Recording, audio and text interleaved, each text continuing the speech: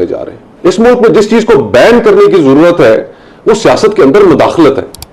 उसको बैन करने की कोई सियासी जमात बात नहीं करती। तमाम सियासी जमातें इस चीज के ऊपर कल्बी तौर पर, ज़हनी तौर पर यकसू है कि हमने जिनकी सियासत के अंदर मुदाखलत बैन होनी चाहिए उनके साथ हमने अलाकार बनना है, उनको इस्तेमाल करना है, इस्तेमाल करके हुकूमत में आना है। उस बैन करने को उस तरफ नहीं जाते ये। और आज नतीजा ये है कि हमारा मुल्क माशी तौर पर बहुत गैर मुस्तहकम है। आज इस मुल्क के अंदर आम लोग अपनी उनकी जिंदगी गुजारना अजीरन हुई है इस पॉलिटिकल इंस्टेबिलिटी की वजह से। बजाय इसके कि बेटर सेंस प्रिवेल करे, तमाम पॉलिटिकल प्लेयर्स में वो बैठकर मामलात का हल निकाले, ये मामलात को मजीद कशीदगी की तरफ लेके जाएंगे। आर्टिकल 6 2 साल पहले एक वाकया होता है, वो कहते हैं ना कि लड़ाई के बाद जो मुका याद आए अपने मुंह पे मारना चाहिए। 2 साल बाद आप उठकर कहते हैं कि तरीके अदम एतमाद के वक्त जो किरदार था सूरी साहब का, आरिफ अलवी साहब का, हम आर्टिकल 6 के मुकदमात इनके ऊपर चलाएंगे। 2 साल गुजर चुके, आपकी बीच में हुकूमत भी रही 16 महीने, उस वक्त आपको ख्याल नहीं आया। आज ये जो गुफ्तगू कर रहे हैं इसका मकसद सिर्फ और सिर्फ ये है कि पाकिस्तान के अंदर इंतशार को मजीद फैलाया जाए। वैसे उसकी रेजोल्यूशन फवाद चौधरी ने मूव की थी, उसका नाम नहीं लिया उन्होंने। जी हाँ, वो एक उन्होंने आर्टिकल 5 की एक अजीब सी ओबीडियंस टू द स्टेट वाली शिक को इन्वोक करके आप सियासी मैदान के अंदर सोचते हैं कि एक ऐसी सियासी जमात जो आपसे ज्यादा नशिस्तें जीती थी 8 फरवरी को, उसको आप बैन कर दें? आप गवर्नमेंट इस वक्त देखिए मलिक साहब, मैंने भी अभी अता ताहिर साहब का बयान सुना, अगर आपने गौर से सुना हो, उन्होंने कहा जी कि हम सुप्रीम कोर्ट के अंदर रेफरेंस फाइल करेंगे। उसका तरीका यही है। अच्छा देखिए, हुकूमत को कोई इख्तियार नहीं होता कि किसी पॉलिटिकल पार्टी पर बैन लगाए, लेकिन जनरल मुशर्रफ ने के बाद उस वक्त MQM के ऊपर बैन लगा।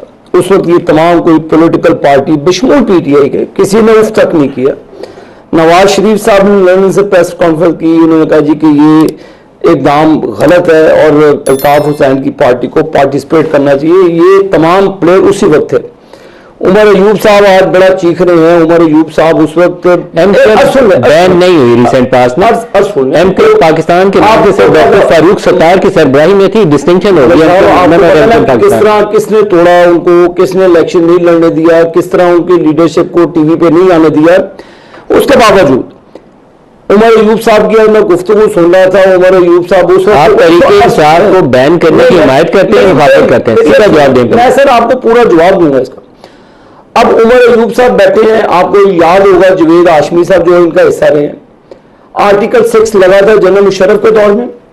4 साल उस शख्स ने जेल के अंदर काटा। जब उसको फालिज का अटैक भी हुआ, वो जेल में रहा, उसको बाहर नहीं आने दिया गया। आर्टिकल 6 लगाया। क्या जवेद हाशमी साहब ने एक लेटर तकसीम किया जिसकी ये पादाश में ये उमर अयूब वगैरह उसी का हिस्सा थे।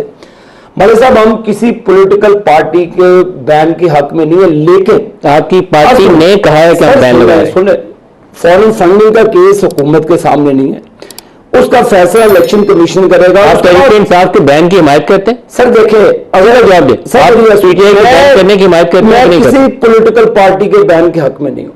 मेरा ये जवाब है कि ये उन्होंने कहा कि रेफरेंस फाइल करेंगे। नहीं, कोई ये तफसील की बात है। लेकिन किसी पॉलिटिकल शाह कादर साहब से पूछते हैं। शाह कादर साहब, ये आमतौर पर पाकिस्तान में अवामी लीग की मैंने मिसाल दी, फिर नैब की मिसाल दी, ये कोई अच्छी मिसालें नहीं है हमारी तारीख के अंदर। तहरीक इंसाफ को बैन करना चाहिए या नहीं करना चाहिए? देखिए, मैं तो ये समझता हूँ, मैं जमहूरियत पे यकीन रखता हूँ। पॉलिटिकल पार्टीज को एक दूसरे का पॉलिटिकल फील्ड में मुकाबला करना चाहिए, किसी को टेक्निकल बुनियादों पे नॉकआउट नहीं करना चाहिए। इसमें बिल्कुल ये हटल हकीकत है कि PTI जो है वो सबसे बड़ी जमात जो है, उसके हिमायत याफ्ता जो आज़ाद उम्मीदवार थे वो एमर्ज हुए, क्योंकि उनको सिंपल मेजॉरिटी नहीं मिली। तो मैंडेट को तस्लीम करना और उसकी अहमियत को जो तस्लीम करना, ये मैं समझता हूँ बहुत ज़रूरी है। ये जमहूरियत की रूह है।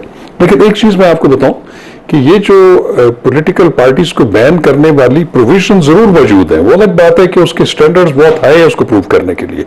लेकिन एक चीज़ मैं वाज़ेह करता हूँ, जो एक मिक्स कंसेप्शन फैल रहा है, जो कि डिस्कशन हो रही है, वो ये हो रही है कि फेडरल गवर्नमेंट के पास ये इख्तियार नहीं है। बहुत ही एक्सट्रीम स्टेप के बाद ये है, वो ये है कि सेक्शन 17(2) जो है आईन पाकिस्तान की, वो ये कहती है कि जब फेडरल गवर्नमेंट मुतमईन हो कि कोई पॉलिटिकल पार्टी पाकिस्तान की सिक्योरिटी और इंटेग्रिटी के अगेंस्ट काम कर रही है, तो वो एक डिक्लेरेशन इशू करके उसको बैन कर सकती है, एक नोटिफिकेशन इशू कर सकती है, लेकिन उसके लिए लाजम है कि वो 15 दिन के अंदर अंदर उसका एक रेफरेंस सुप्रीम कोर्ट में, और सुप्रीम कोर्ट उसको देखेगी कि क्या जो मवाद जो नोटिफिकेशन है उसमें सफिशिएंट कॉज मौजूद है या नहीं है।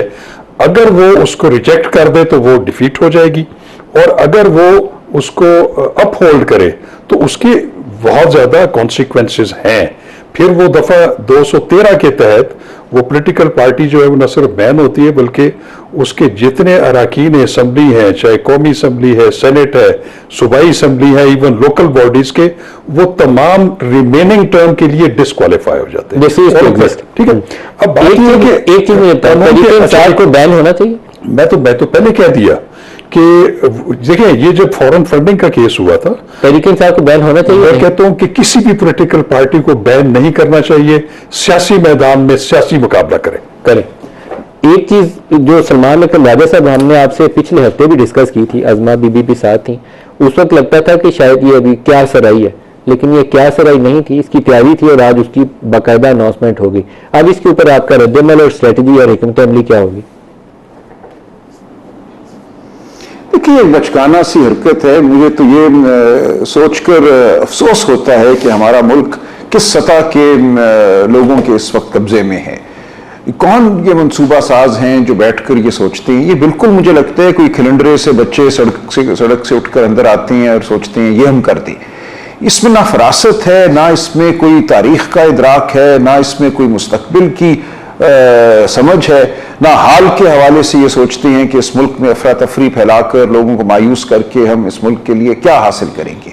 तो मुझे तो अफसोस होता है। देखिए, इससे कुछ नहीं होगा, कोई बैन नहीं कर सकता पीटीआई को, कोई अदालत ये नहीं करेगी। बैन एक मजाका खेज बात है। नेशनल अवामी पार्टी को बैन किया था 1975 में, पीपल्स पार्टी की गवर्नमेंट ने रेफरेंस की और उस वक्त के सुप्रीम कोर्ट ने इंतहाई एक अफसोसनाक फैसले में उस बैन को अपहोल्ड किया।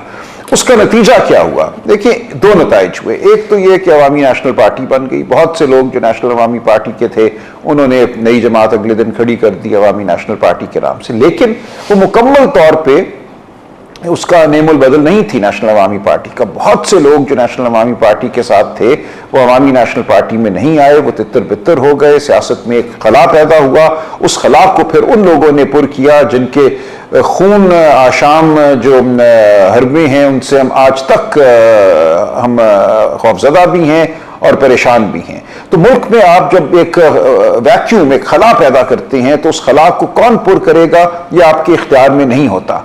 पीटीआई इस वक्त मुल्क की सबसे बड़ी जमात है। मुल्क का जो यूथ है, जो तबका है 25 से आप कह लीजिए 40 साल तक की उम्र का, उसमें एक बहुत ही बड़ी तादाद इस जमात के साथ मुंसलिक है। आइंदा के बारे में जो लोग ख्वाब देखते हैं, जो उम्मीदें रखते हैं, वो इस जमात से मुंसलिक हैं। अगर आप ऐसा करते हैं तो आप उन तमाम लोगों को मुतनफ़िर करते हैं रियासत से। और देखिए, पीटीआई कोई लिसानी जमात नहीं है, इसकी सियासत लिसानियत पर मबनी नहीं है, ये सूबाई जमात नहीं है, ये किसी फ़िरके से मुंसलिक जमात नहीं है। ये पाकिस्तानियत का जो हमारा एक राइज तसव्वुर है, ऐन उसके वस्त में खड़ी हुई एक जमात है। ये हर तरह से पाकिस्तान के तमाम उन नज़रियात को उजागर भी करती है, उनको आगे लेकर भी चलती है जिनको हम समझते हैं कि पाकिस्तानियत का वो एक अहम तरीन जुज़्व है। नजरिया पाकिस्तान आप कह लें, मैं वो लफ्ज़ इस्तेमाल नहीं करना चाहता था। ऐसी जमात को अगर आप कहते हैं, जबकि वो पार्लियामान में भी सबसे बड़ी जमात हो, वो माशरे में भी सबसे बड़ी जमात हो, कोई इंतहाई बेवकूफ़ शख्स ये सोच सकता है कि ऐसी जमात को वो बैन करेगा और मुल्क जो है वो चलना शुरू हो जाएगा तरक्की और फलाह की राह पे। तो इस वक्त ज़रूरत यह है कि इस बैन से ज़्यादा हम उन लोगों की फिक्र करें जिन्होंने ये सोचा कि वो ऐसा कर सकते हैं। सुप्रीम कोर्ट में इनको हजीमत के सिवा कुछ नहीं मिलेगा, मैं आपको यकीन दिलाता हूं। लेकिन ये सोचने वाले जो लोग हैं, असल में इस मुल्क के वो दुश्मन या नादान दोस्त हैं जिनसे हमें छुटकारा हासिल करना हो। क्या पीएमएलएन खुद ये सोच रही है? ये एक सवाल है जो मेरे जहन में आता है। क्या नवाज शरीफ ये सोच रहा होगा कि पीटीआई को बैन कर दूं ताकि उसकी पार्टी के लिए खुला मैदान हो जाए? तो मेरा जवाब तो नहीं में आता है। नवाज शरीफ कम अज कम, अगर वो सियासतदान वही है सियासतदान जो पिछले 15-20 साल इस्टेब्लिशमेंट से उसकी हर दूसरे साल लड़ाई होती थी, तो फिर तो उसके दिमाग में सोच नहीं आनी चाहिए। शहबाज शरीफ का एक छोटा सा बयान है जो एफबीआई ने दिया, लेकिन गलत जगह पे वो बयान आया, लेकिन उसकी रिफ्लेक्शन पॉलिटिकल थी, जिसमें वो कहते हैं कि कोई दबाव नहीं लूंगा, इस्तीफा दे दूंगा। जरा सुन लिया, फिर मैं आगे इसके ऊपर गुफ्तगू बढ़ाता हूँ। I will quit, but I will not come under any pressure. This you must know loud and clear, and I want to make it loud and clear. I will quit, but I will not come under any pressure.